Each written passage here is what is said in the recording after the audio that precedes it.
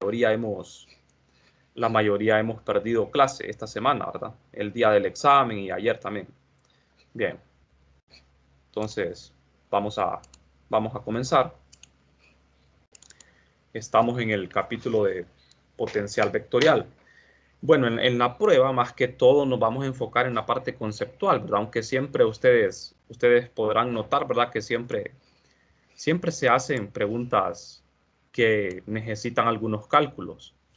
Entonces es necesario que ustedes también sepan hacer algunos cálculos básicos. Bien, en la clase del martes obtuvimos esta ecuación, ¿verdad? La forma diferencial e integral de la ley de Gauss para el magnetismo. Yo les explicaba, ¿verdad? Que esta es una de las ecuaciones de Maxwell y nos indica que no existen los polos magnéticos. Bueno, también estuvimos hablando de lo que era el flujo magnético, ¿verdad?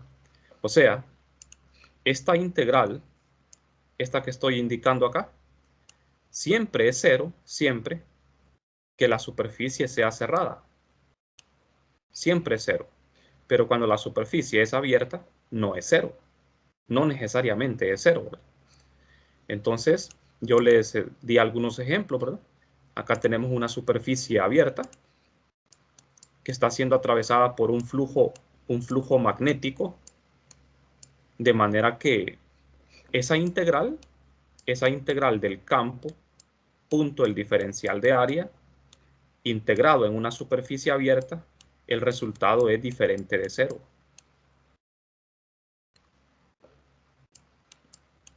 Bien, pero recuerden que aquí tiene que ver mucho, ¿verdad? El diferencial de área. Porque si el diferencial de área es perpendicular al campo, entonces esto se anula, se hace cero. Bien, tenemos otros ejemplos, ¿verdad? Hay infinidad de superficies. Aquí tengo una superficie circular que está formando un ángulo θ con el campo magnético. El campo magnético en este caso es uniforme. Cuando el campo es uniforme, el problema se simplifica mucho, ¿verdad? Se hace más fácil. Y cuando la superficie tiene forma regular también. Por ejemplo, en este caso es un círculo. Ya saben cuál es el área de un círculo, ¿verdad?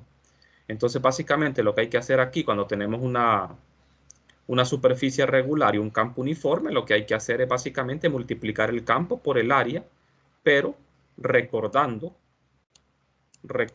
siempre la definición de producto punto. ¿De acuerdo? O sea, campo, vamos a ver, por definición de producto punto, B punto de DA es magnitud de B, magnitud de DA, coseno del ángulo, coseno de θ en este caso, este ángulo. Como el campo es una constante, en este caso es uniforme, lo sacamos de la integral, integramos d de a coseno de θ. En este caso el ángulo θ también se mantiene constante, de manera que el coseno también puede salir, ¿verdad?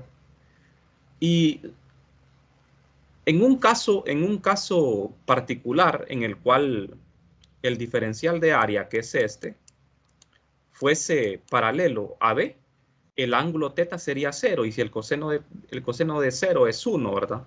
Ese sería el caso más sencillo de todo, ¿verdad? Cuando la superficie está perpendicular al flujo. Entonces, en ese caso, suponiendo, ¿verdad? Suponiendo que θ fuese 0,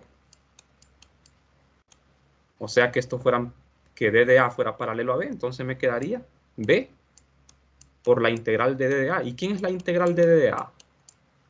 Es el área de un círculo. Ustedes ya saben cuál es, ¿verdad?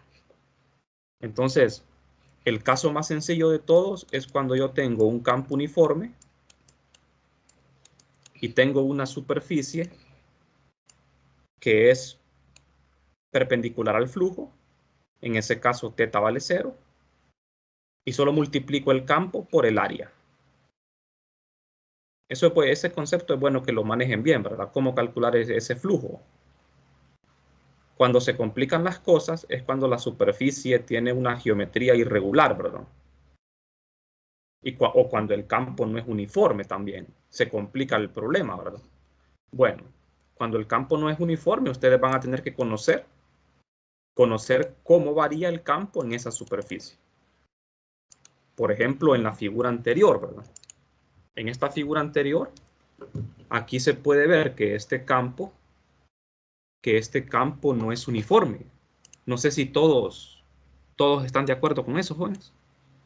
Este campo magnético no es uniforme, miren. Las líneas no están igualmente separadas. Y la superficie es irregular. O sea que ya encontrar este flujo es bastante complicado. ¿De acuerdo? Bueno. Vamos a continuar. Esto lo expliqué en la clase pasada, ¿verdad? Aquí pueden ver en esta figura también, ¿verdad? Que tengo un flujo, un campo magnético uniforme y tengo dos superficies abiertas, que son cuadrados. Aquí la superficie, en la figura izquierda, la superficie está inclinada a un ángulo, por lo tanto, tienen que multiplicar por el coseno de teta, ¿verdad? Tienen que multiplicar B por A por coseno de teta. En este caso, la misma fórmula, B por A, coseno de teta. Pero el coseno aquí, como la superficie está perpendicular al flujo, al campo, el ángulo entre los dos vectores es 0 y el coseno de 0 es 1. Entonces el flujo me queda como B por A. Recuerden que el símbolo de flujo magnético es una phi. En este caso le ponemos flujo magnético. En el caso eléctrico era el mismo símbolo, ¿verdad? Solo que le colocábamos una E. Flujo eléctrico, flujo magnético. No sé, jóvenes, si tienen alguna pregunta. El flujo magnético, la unidad es el Weber. Bien. Hasta el momento no sé si todo está claro.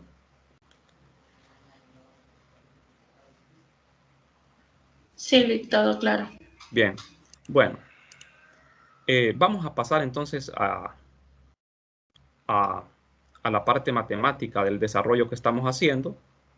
Recuerden que nos falta encontrar el potencial vectorial, ¿verdad? Todavía no hemos encontrado ese potencial. Nosotros, como ya conocemos, fíjense bien, ya conocemos las dos ecuaciones fuente de campo magnético. En la unidad anterior estudiamos esta ecuación, ¿verdad? La ley de Ampère. Y con el rotacional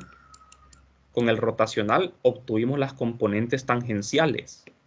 ¿Se acuerdan, verdad? Que las componentes tangenciales eran discontinuas. No sé si lo recuerdan, jóvenes. Lo que estudiamos en la unidad anterior. Aquí esto dependía de K cruz N. ¿Se acuerdan, verdad? Si había una densidad superficial, las componentes tangenciales eran discontinuas y si K era 0, eran continuas. Esto lo obtuvimos con las componentes, quiero decir, con la ley de Ampère, con el rotor. Ahora, con la divergencia de B, yo puedo obtener las componentes normales. Vamos a obtener las componentes normales. Entonces, ¿qué vamos a hacer? Nosotros tenemos dos medios. Medio 1, medio 2. Medios diferentes. Aquí tenemos una superficie, como ustedes ven, esta pequeña área circular está justo en la superficie de transición que separa los dos medios. Este es un cilindro imaginario que utilizamos para la demostración, ¿verdad? Entonces, el campo magnético que atraviesa el medio 1 y medio 2 va a sufrir cambios, ¿verdad? Va a sufrir cambios porque los medios son diferentes. Entonces, para obtener esas componentes normales, vamos a emplear lo que aprendimos en el capítulo 9, esta ecuación. Fíjense bien. N, el mismo concepto, ¿verdad? N es un vector normal a la superficie de transición. Este es el medio 1, el medio 2. Esta es la frontera. La frontera es la que separa los dos medios. El vector unitario N apunta del medio 1 al medio 2. Entonces, aquí tengo los campos. El campo en el medio 2, F2, es el valor del campo en el medio 2. Recuerdan, ¿verdad? Que los campos se refractan. En este caso, F1 y F2. Bueno, aquí lo dibujé mal. Aquí este solo es un ejemplo. No lo tomen muy en serio. Este sería el campo F2, ¿verdad? Cuando el campo atraviesa los dos medios, sufre una refracción, se le llama esto. Entonces, hacemos el límite cuando H tiende a 0 del producto de H por B, donde B es igual a la divergencia de F. En este caso, el campo F es B y la divergencia de B es 0. Entonces, inmediatamente me doy cuenta que el lado derecho donde aparece el límite es 0, porque la divergencia de B es 0. Entonces, el problema se vuelve simple. Y como ese límite es 0, me queda que las componentes normales de B son continuas. Y esto siempre se va a cumplir. No existe ningún caso que viole esta relación, ¿verdad? Las componentes del campo B sub 2n es igual a B sub 1n. Son iguales. Cuando son iguales decimos que son continuas. Esa es una propiedad del campo magnético. Bueno, entonces espero que quede claro esto que estamos hablando, ¿verdad? O sea, cuando el campo magnético, jóvenes, un campo magnético en el medio 1 pasa al medio 2, aquí tenemos la componente B sub 2, ¿qué sucede con las componentes normales? Van a ser iguales.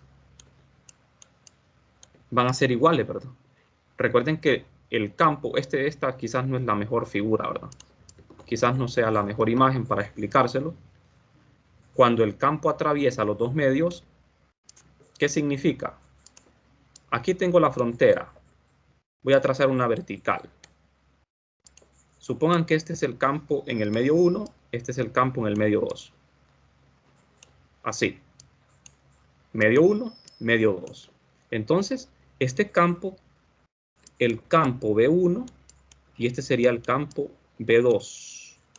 ¿Qué significa? Que la componente normal, cuando ustedes descomponen el vector, la componente normal es igual y la componente tangencial no es igual, porque las componentes tangenciales son discontinuas. Ahora, si en la frontera que separa los dos medios no existe una corriente superficial K, entonces tanto las componentes tangenciales como las normales serían continuas. Bien, no sé si quedó claro, jóvenes.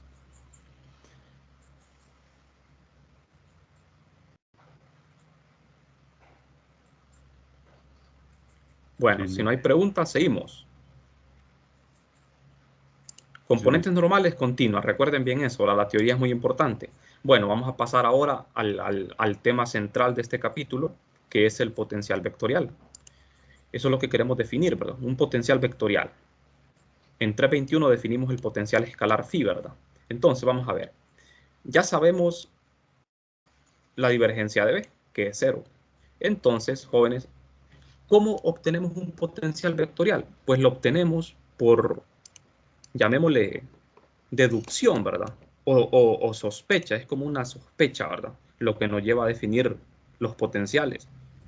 En 3.21 el potencial escalar y en 4.15 el potencial vectorial se obtienen, digámoslo así, por lógica, ¿verdad? Porque si la divergencia de un campo es 0, nosotros tenemos una propiedad, una identidad, quiero decir, una identidad vectorial que me dice que la divergencia de un rotor es 0. Esta es una identidad. Divergencia de un rotor es 0. Entonces, si la divergencia de B es 0, significa que B se podría escribir como el rotor de un campo que no conocemos. O sea, B es el rotor de algo, de un campo, como ven acá. Esto nos lleva a sospechar, ¿verdad? De que B tiene que ser el rotor de un campo. Este campo A que ustedes ven aquí es a lo que le llamamos potencial vectorial. Pero este potencial no es tan sencillo como en 3.21, ¿verdad? No es tan sencillo, es un poquito más complejo. Entonces, la unidad del potencial sería el Weber sobre metro. Ahora fíjense bien, existe una analogía entre el potencial escalar y el potencial vectorial A, y es en cuanto a la forma de obtenerlo, justo de lo que les estoy hablando. Para hacerles un pequeño recordatorio, aquí vamos a ver. En 321 nosotros vimos esta ecuación, que el rotor de E era 0. Entonces, tenemos una identidad vectorial que me dice que el rotacional de un gradiente es 0. Entonces, fíjense bien en las dos ecuaciones, en esta y en esta. Si el rotacional de E es 0 y el rotacional de un gradiente es 0, ¿qué concluimos? Que el campo eléctrico tiene que ser forzosamente el gradiente de un campo escalar. Así fue como obtuvimos aquella famosa ecuación, ¿verdad? El campo eléctrico es el negativo del gradiente de una función potencial, y este phi es el potencial escalar. Entonces ustedes ven que la manera de obtener los potenciales es muy similar, ¿verdad? El método. Solo que el potencial vectorial tiene mucho más complejidad. Bien. Entonces, siguiendo con el tema del potencial, vamos a ver. Esto es 321, ¿verdad? Esto fue lo que aprendimos en 321. Después, la definición de potencial escalar. Ahora, en 415 tenemos esto. Así es como definimos el potencial vectorial. B es igual al rotor de A. Ahora bien, yo necesito una forma de cómo encontrar A directamente, porque aquí lo que tenemos, jóvenes, es una ecuación diferencial. De acuerdo, tenemos una ecuación diferencial. Para resolver esta ecuación diferencial y obtener A, yo tendría que conocer B y resolver la ecuación por integración, que no es el método más sencillo. Existe una manera directa de calcular A sin necesidad de conocer B. Así como también en 321 se acuerdan que había una manera de obtener el potencial escalar sin necesidad de conocer el campo eléctrico, integrando, ¿verdad? Teníamos, bueno, aquí no va esto, porque es escalar, lo que va es una densidad.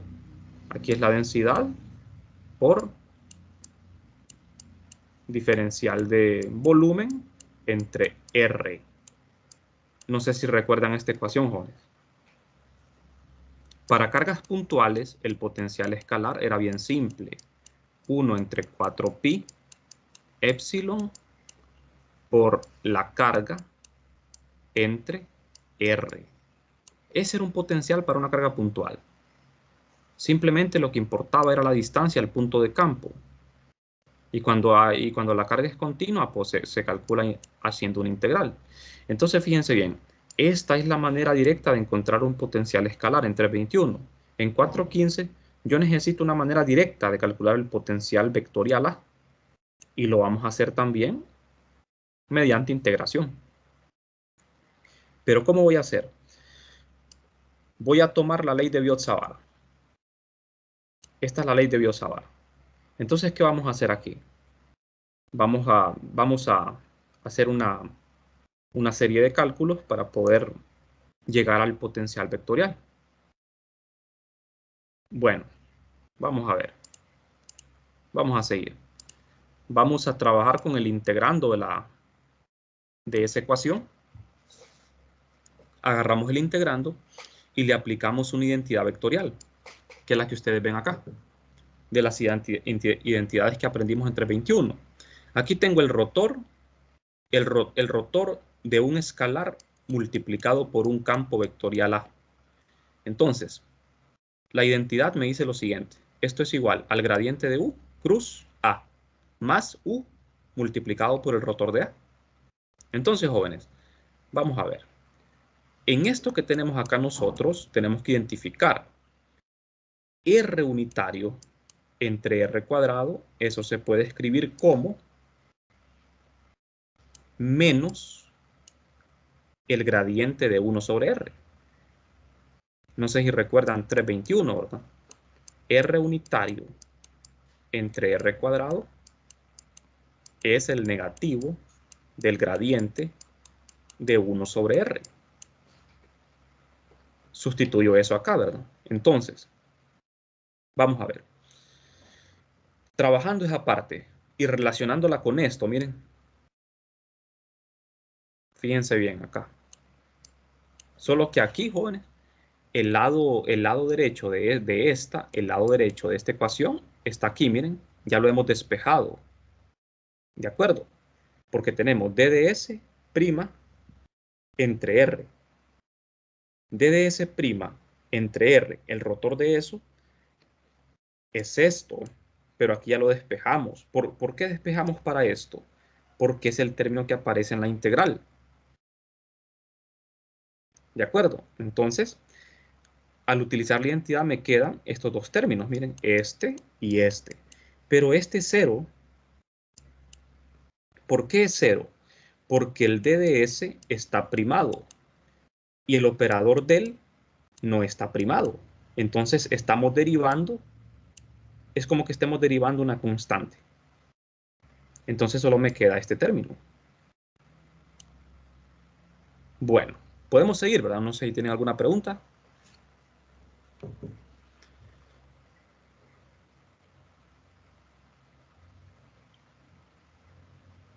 Bien, vamos a continuar. Entonces, vamos a ver. Solo nos queda este término en la integral. Ahora, ¿qué sucede acá? El operador nabla lo vamos a sacar. Es un operador lineal, ¿verdad? Podemos hacer esto. El operador nabla puede salir de la integral cruz, o sea, sería nabla cruz, lo que está en paréntesis.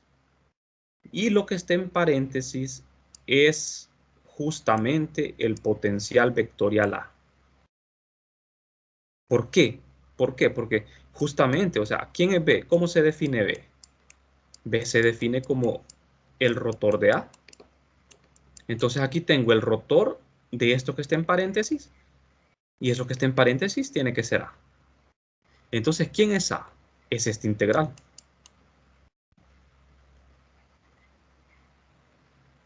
A es esta integral y ustedes dirán, bueno, ¿y esto para qué sirve? Bueno, la verdad es que en 4.15 el potencial vectorial no es tan importante como el potencial escalar en 3.21. En 3.21 el potencial escalar me ayudaba bastante. Me ayudaba bastante a resolver problemas, o sea, era un método muy factible, ¿verdad? Pero en 4.15 el potencial vectorial, digamos que no tiene tanta importancia como en 3.21 el potencial escalar. Pero es necesario por teoría, ¿verdad? La teoría electromagnética exige, ¿verdad?, que el estudio de estos potenciales, entonces vale la pena que por lo menos lo conozcamos en teoría, ¿verdad? De manera que esta sería la forma directa de obtener un potencial vectorial. ¿Por qué digo forma directa?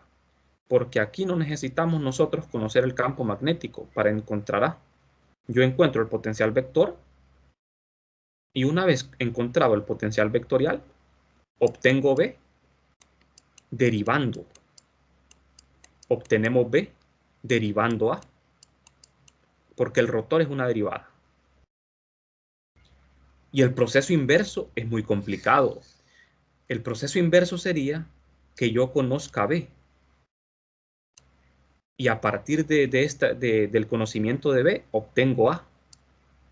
Pero aquí habría que resolver una ecuación diferencial por integración. Lo más correcto es que yo primero calcule A y después calcular B. Eso es lo más lógico, ¿verdad? Porque el propósito de un potencial es que me facilite el cálculo. Si ustedes recuerdan 321, ustedes calculaban el potencial, después solo calculaban el gradiente y ya tenían el campo eléctrico. Ese es el proceso más lógico, ¿verdad? Porque al revés es bastante difícil porque usted tiene que resolver una ecuación diferencial. ¿Estamos, jóvenes? Entonces, esta va a ser nuestra integral para encontrar A. Claro, aquí lo hicimos para corrientes filamentales. Esto también se puede hacer para corrientes superficiales y volumétricas. ¿Estamos? No sé si tienen preguntas.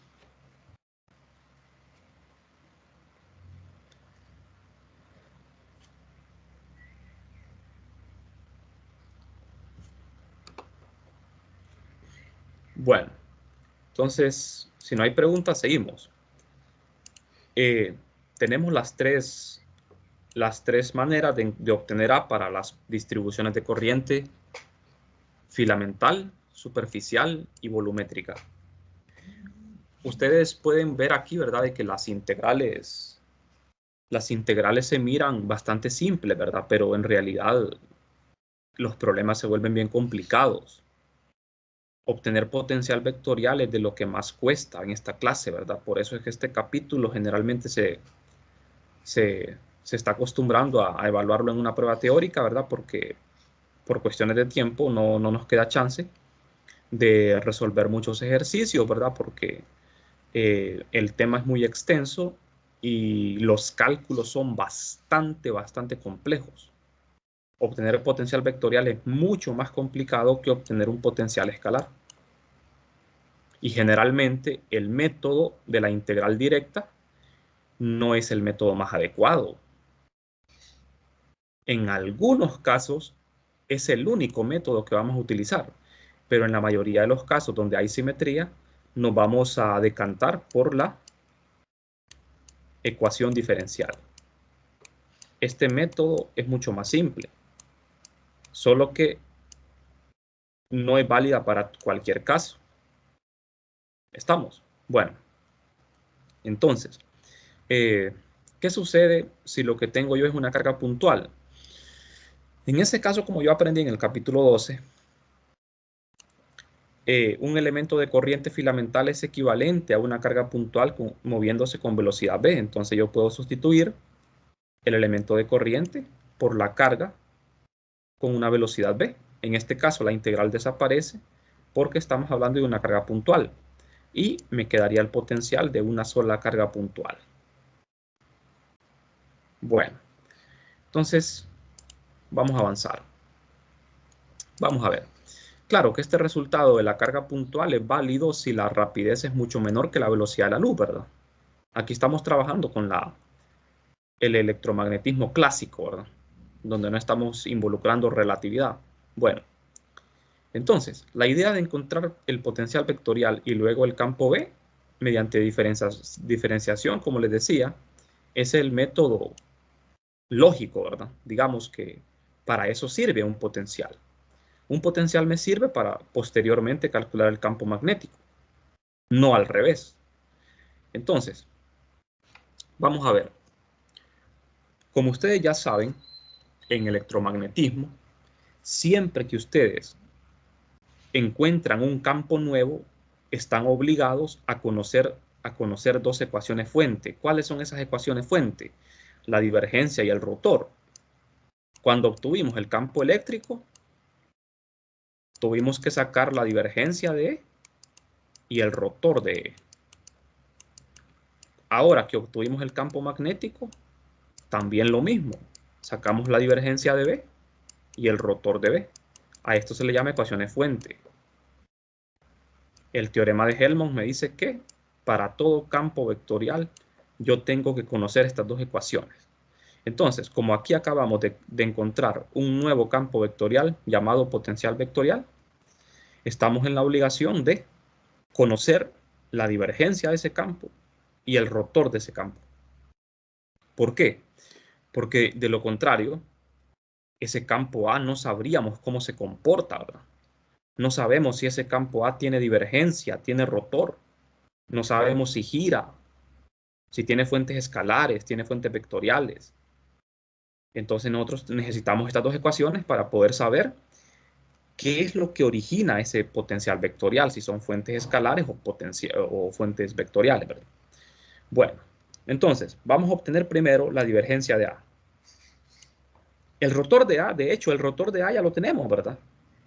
Aquí de manera directa, el rotor de A ya lo tenemos. ¿A qué es igual el rotor de A? Es igual a B. O sea que ya tenemos una ecuación fuente. Me faltaría la divergencia. ¿Qué me está diciendo esta ecuación, jóvenes? Me está diciendo que el potencial vectorial tiene fuentes vectoriales, que es el campo magnético. El campo magnético es un vector. Entonces, lo que origina un potencial vectorial es un campo vectorial. Ahora veamos qué sucede con la divergencia. Pues para encontrar la divergencia hacemos un cálculo directo. Directo me refiero a que le aplicamos el operador nabla, el producto punto, directamente a la integral de A. Y hacemos cálculos aquí usando esta identidad vectorial. Aquí vamos a ver, tenemos el producto punto de un vector entre un escalar. El escalar es R, el vector es el DDS. Y aquí tengo lo mismo, miren, un escalar multiplicado por un vector. Entonces solo es de identificar quién es U. U sería 1 sobre R. ¿Y quién es A? El vector. El vector A sería el DDS vector. Prima. ¿Estamos, jóvenes? Entonces le aplicamos la identidad para poder simplificar esta ecuación. Hasta aquí todo bien, ¿verdad? No sé si tienen preguntas.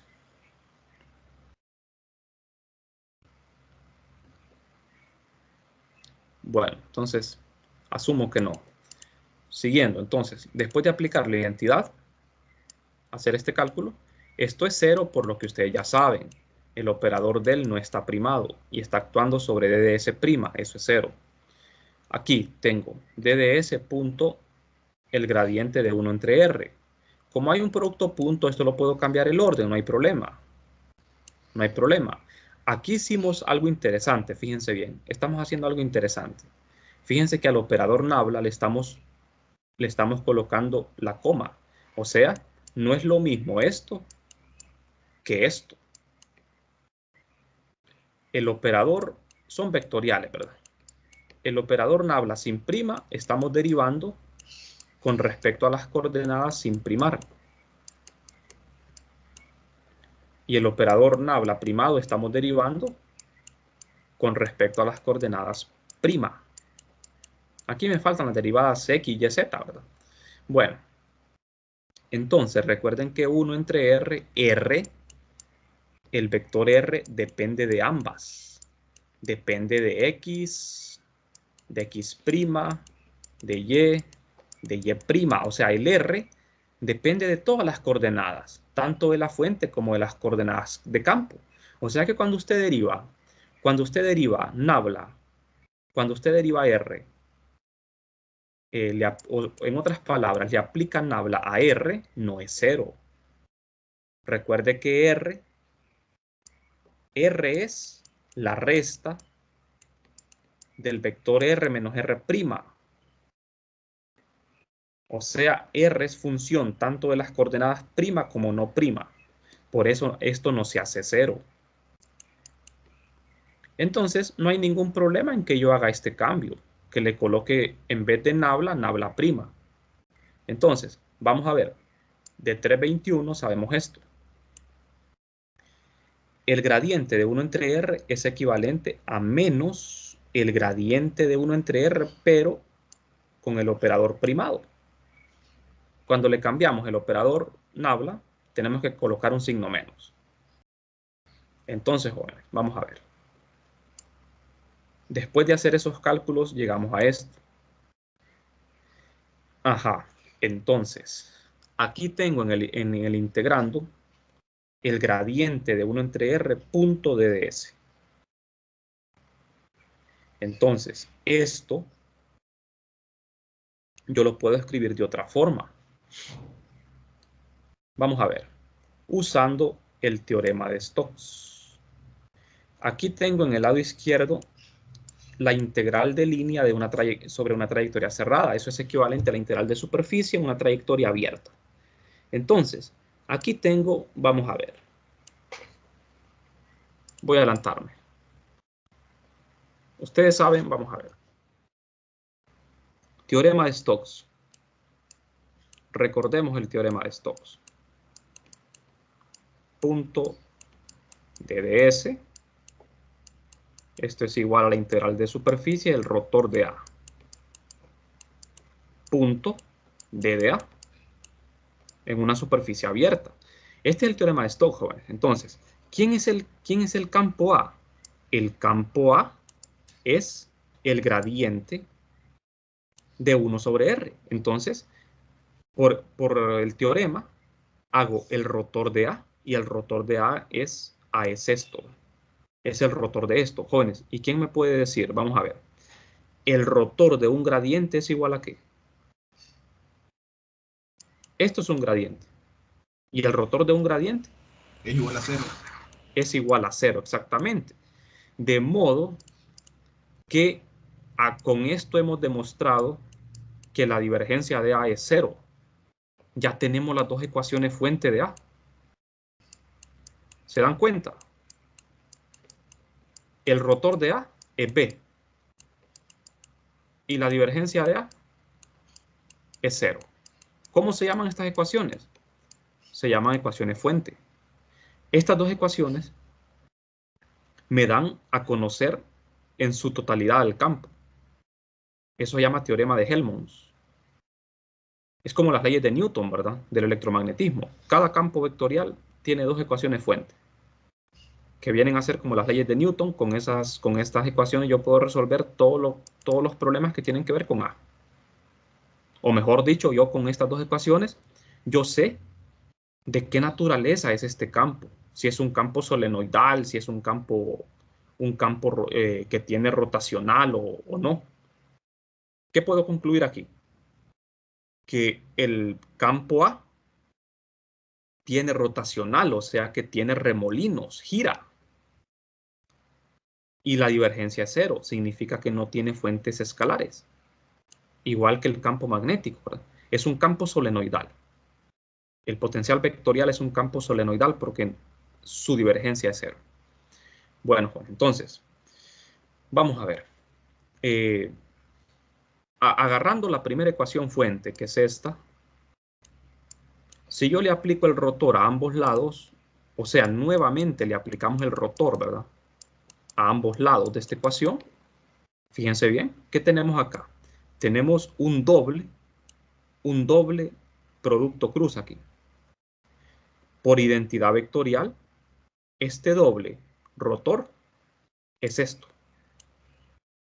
El operador nabla actuando sobre la divergencia de A. ¿Y cómo se llama este operador? Se llama laplaciano. El laplaciano actuando sobre A. Ahora, el primer término aquí desaparece, es 0. ¿Por qué? Porque la divergencia de A es 0. Entonces solo me queda este término, que es el laplaciano de A. Entonces significa que el rotor de B es el negativo del laplaciano de A.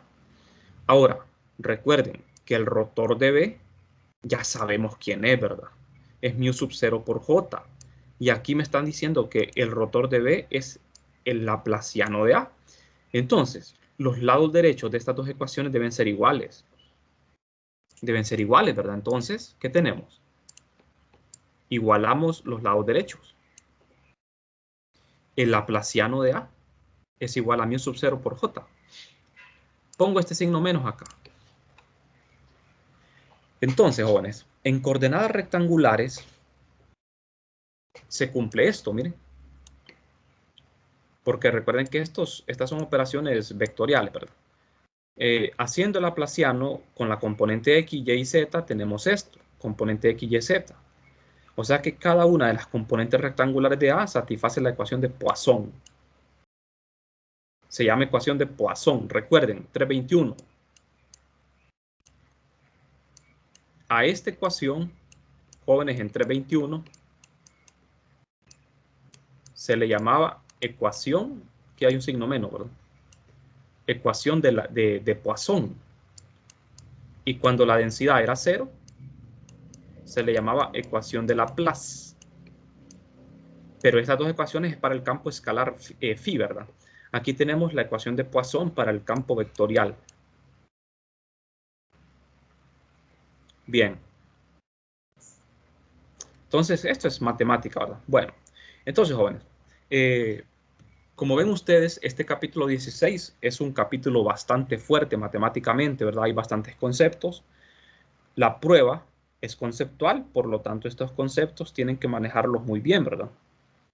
¿Qué es la ecuación de Laplace? ¿Qué es la ecuación de Poisson?